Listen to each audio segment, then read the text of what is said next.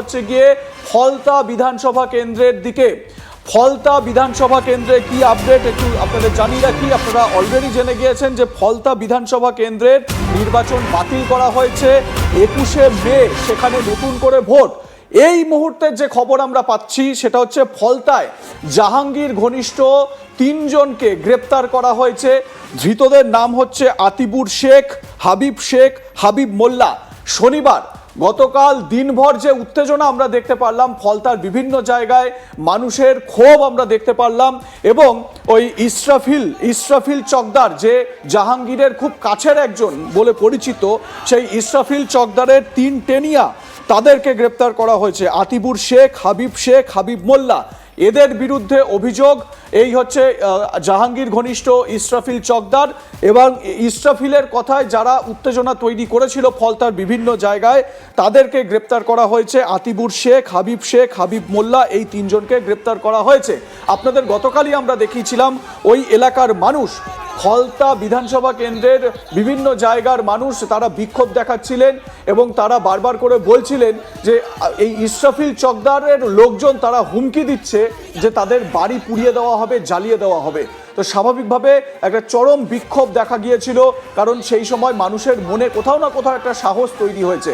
যারা এই জাহাঙ্গীর বা এই ইসরাফিলদের ভয়ে মুখ খুলতে পারতো না, সেন্ট্রাল ফোর্সকে দেখার পর মানুষের মধ্যে কিন্তু একটা সাহস তারা পেয়েছে, স্বাভাবিকভাবে বলাই যায়। বিক্ষোভকারী যারা বিক্ষোভ প্রদর্শন করছিলেন তাদের বক্তব্যটা শোনাই আপনাদের। ইসরাফিল জাহাঙ্গীর খানকে ধরার কথা, তা ধরতে পারছে না, অ্যারেস্ট করুক, আমরা এটাই চাই। সে তো 16 জন এসে তো বাইক নিয়ে এসে মারধর করে গেছে, বাড়িতে অত্যাচার করে গেছে। হ্যাঁ, বাড়িতে অত্যাচার করে গেছে, অল্প অল্প বয়সে চমকে দিয়েছে মেয়েদের। তোদের কাছে কি অসুখ অসুখ কথা বলেছে, নোংরা নোংরা ভাষা বলেছে, জানেন? ওকে অ্যারেস্ট করা চাই চাই চাই। ইসরাফিল চকদার অ্যারেস্ট হোক আর ভোট আবার হোক, এই দুটোই দাবি। হ্যাঁ, ইসরাফিল চকদার অ্যারেস্ট হোক আর ভোট আবার হোক, এই দুটোই দাবি। হ্যাঁ, ইসরাফিল চকদার অ্যারেস্ট হোক আর ভোট আবার হোক, এই দুটোই দাবি। হ্যাঁ,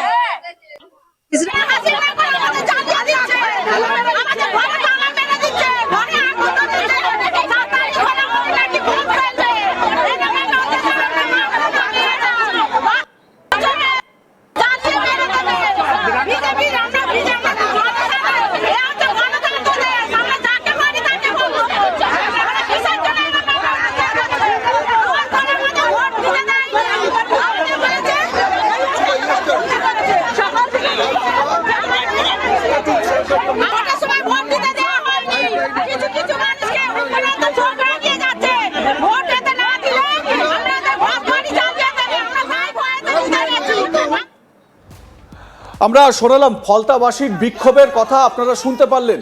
আমার সহকর্মী প্রসেনজিৎ এই মুহূর্তে আমার সঙ্গে রয়েছেন, আমি সরাসরি চলে যাব প্রসেনজিতের কাছে। প্রসেনজিৎ, ফলতা বিধানসভা কেন্দ্রকে নিয়ে খুব গুরুত্বপূর্ণ সিদ্ধান্ত কমিশনের।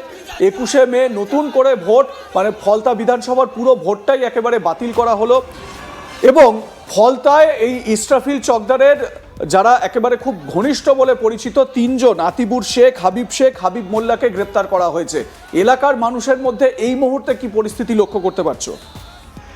দেখো, এলাকার মানুষজন তারা কিন্তু এই গ্রেপ্তারির পর তারা যথেষ্ট খুশি এবং তারা দাবি করছেন যে শুধু এদেরকে ধরলে হবে না, এদের যারা মাথারা রয়েছেন অর্থাৎ ইসরাফিল চকদার, জাহাঙ্গীর খানের মতো যে সমস্ত নেতৃত্বের নাম তারা বলছেন, যারা কিনা এই সমস্ত মানুষদের উপর লাগাতার হামলা চালিয়েছে, অত্যাচার চালিয়েছে বলে অভিযোগ, তাদেরকেও কিন্তু গ্রেপ্তার করতে হবে। এবং কমিশন ইতিমধ্যেই নির্দেশ দিয়েছে যে ইসরাফিল চকদার এবং তার যারা অনুগামী, যাদের বিরুদ্ধে মূলত অভিযোগের আঙুল, তাদেরকে ইতিমধ্যে গ্রেপ্তার করতে হবে। এবং সেই অনুযায়ী পুলিশ তল্লাশি চালাচ্ছে ইসরাফিল চকদার ও তার অনুগামীদের বিরুদ্ধে, কিন্তু এখনো পর্যন্ত ইসরাফিল বা তার অন্যান্য অনুগামীদের কিন্তু গ্রেপ্তার করতে সক্ষম হয়নি। এই যে 3 জনকে গ্রেপ্তার করা হয়েছে, সেই 3 জনকে বেলেবেল সেকশন দিয়ে গ্রেপ্তার করা আদালতে তোলা হয়েছিল এবং তারপর তাদেরকে জামিনে মুক্তি দেওয়া হয়েছে, তেমনটাই কিন্তু পুলিশ সূত্র মারফত জানা যাচ্ছে। এবং এই ঘটনার পর সাধারণ মানুষজন তাদের যে ক্ষোভ একটুও প্রশমিত হয়েছে তেমনটা কিন্তু নয়। পাশাপাশি 21শে মে যে নির্বাচন নতুন করে দিন ঘোষণা করা হয়েছে ফলতা বিধানসভার জন্য, সেই দিন কি হয়, সেই দিন মানুষ তারা নিজেদের ভোট দিতে পারবেন কিনা সে বিষয়েও কিন্তু তারা যথেষ্ট সন্দিহান এবং তারা দাবি করছেন এর আগে এবং পরে, অর্থাৎ আগামীকাল যে ফল ঘোষণা আছে সারা রাজ্যের ফল ঘোষণা, সেই ফল ঘোষণা পর্যন্ত হয়তো কিছু হবে না, কিন্তু তারপর এই সমস্ত মানুষজনদের উপর কিন্তু আবারও যে অত্যাচার হামলা সেটা হতে পারে বলে কিন্তু তারা আশঙ্কা প্রকাশ করছেন। স্বপন, দেখো একটা বিষয় এখানে উঠে আসছে, সেটা হচ্ছে গিয়ে ফলতায় মানে তৃণমূল কংগ্রেসের তরফ থেকে মানে কুণাল ঘোষের বক্তব্য আমরা শুনেছি, যেটা বলা হচ্ছে যে নির্বাচন কমিশন যে এত আঁটোসাঁটো ব্যবস্থা নিল, আইপিএস অজয় পাল শর্মা তিনি সেখানে ঘুরে বেড়ালেন, রীতিমতো জাহাঙ্গীরকে মার্কিং করে রাখলেন, তারপরেও এখানে ইলেকশন ঠিকমতো কন্ডাক্ট করা গেল না। এটা যেমন একটা দিক স্বাভাবিকভাবে, আরও একটা দিক কিন্তু কমিশন আগে থেকেই বলেছিল যে আমরা যদি কোনো রকম গড়বড় দেখি তাহলে আমরা পুনরায় নির্বাচন করাবো, পুরো ভোটটাই বাতিল করব। তো সেই রকমই কিন্তু এই ফলতাকে কেন্দ্র করে ইলেকশন কমিশনের ভূমিকা লক্ষ্য করা গেল।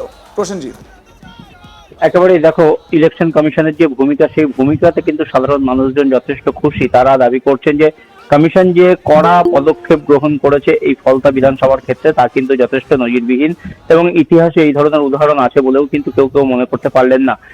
এবং যে বিষয়টি কমিশন কিন্তু প্রথম থেকেই বার্তা দিচ্ছিল যে তারা কিন্তু অবাধ এবং শান্তিপূর্ণ নির্বাচন চান, এবং যে কারণে যে 15টি বুথে সিসি ক্যামেরা চলছিল না, অর্থাৎ বুথের ভেতরে যে ওয়েবকাস্টিং সেটা বন্ধ ছিল, সেই 15টি বুথে কিন্তু গতকালই নির্বাচন করিয়েছে কমিশন। এবং দক্ষিণ 24 পরগনার ডায়মন্ড হারবারের 4টি বুথ এবং মগরাহাট পশ্চিম বিধানসভার মধ্যে 11টি বুথ, এই 15টি বুথে কিন্তু ভোট হয়েছে। কিন্তু ফলতা বিধানসভার বহু বুথে কিন্তু নানা রকম গরমিলের অভিযোগ উঠেছিল, ইভিএম এর টেপ লাগিয়ে দেওয়া, ইভিএম টেম্পারিং করা, মানুষজনকে হুমকি দেওয়া, এই ধরনের কিন্তু অভিযোগ ছিল।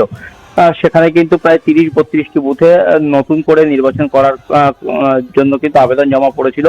কমিশন সমস্ত বিষয়টি খতিয়ে দেখে। যিনি চিফ ইলেকশন অবজারভার রয়েছেন সুব্রত গুপ্ত, তিনি কিন্তু এসেছিলেন ডায়মন্ড হারবারে এবং তিনি এই ফলতা বিধানসভার যে সমস্ত বুথের সিসিটিভি ক্যামেরার ফুটেজ সেগুলো কিন্তু খতিয়ে দেখেছেন, ঘন্টার পর ঘন্টা খতিয়ে দেখেছেন।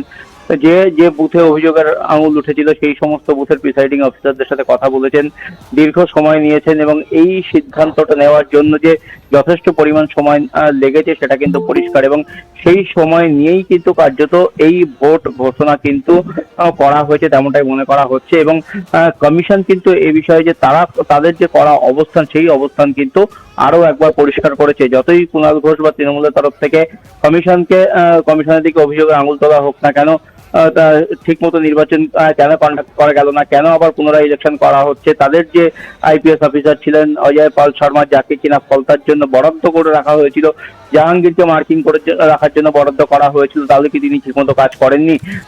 যদি তিনি ঠিকমতো কাজ করে থাকেন তাহলে কেন আবার পুনরায় নির্বাচন করতে হচ্ছে? এই সমস্ত প্রশ্ন যেখানে উঠছে সেই সমস্ত প্রশ্নকে কিন্তু পাত্তা দিতে নারাজ কমিশন কিন্তু তার জায়গাতে স্থির এবং আগামী 21শে মে এই ফলতা বিধানসভায় নতুন করে যে নির্বাচন হবে সে তার দিনক্ষণ কিন্তু ইতিমধ্যেই ঘোষণা করে দেওয়া হয়েছে এবং সেই মোতাবেক ফলতা বিধানসভার কিন্তু ভোট আগামী 21শে মে হবে। অর্থাৎ রাজ্যের 293টি আসনের প্রার্থীদের ভাগ্য যখন আগামীকাল নির্ধারণ হবে, সেখানে কিন্তু ফলতা বিধানসভার যারা প্রার্থীরা রয়েছেন, তৃণমূল কংগ্রেস, বিজেপি বা অন্য রাজনৈতিক দলের প্রার্থীরা রয়েছেন, সকলের কিন্তু ভাগ্য ঝুলে থাকবে শুধুমাত্র এই ফলতা সম্পর্কিত একের পর এক অভিযোগ আসার কারণে।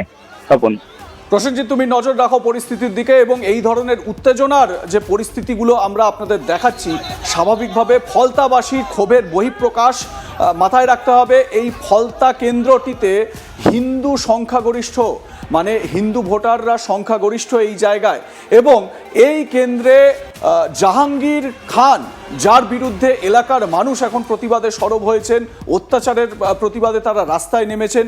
কি হয় ফলতা কেন্দ্রে আগামী 21শে মে, সেটা অবশ্যই আমরা নজর রাখবো।